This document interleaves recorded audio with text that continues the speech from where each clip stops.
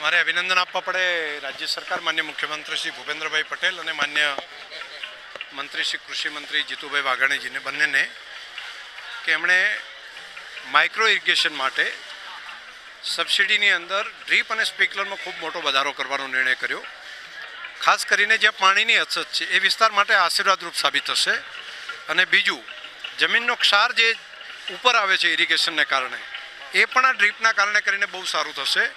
ખર્ચમાં પણ, નિંદામણ જેવા ખર્ચમાં પણ ઘટાડો થશે અને આ કામ એક અભિનંદનીય કામ છે. ખેડૂતો માટે ખૂબ ઉપયોગી કામ છે. ઘણું બધું. માન્ય મંત્રીશ્રી પોતે અભ્યાસુ મંત્રી છે અને ખેતી અને ખેડૂત માટે નાની નાની બાબતનું સમજી રહ્યા છે, જોઈ રહ્યા છે અને એને સુધારા કરવાનો નિર્ણય જે કરી રહ્યા છે એ ખૂબ સારું. અને ખાસ કરીને પ્રાકૃતિક કૃષિ માટે એમણે જે સજાગતા રાખી છે એ ડિપાર્ટમેન્ટને મારે અભિનંદન આપવા પડે. રાધનપુરની અંદર પણ એક નવો ગોબર ગેસનો પ્લાન્ટ એ બનાવવાનો નિર્ણય બનાસ ડેરીએ કર્યો છે.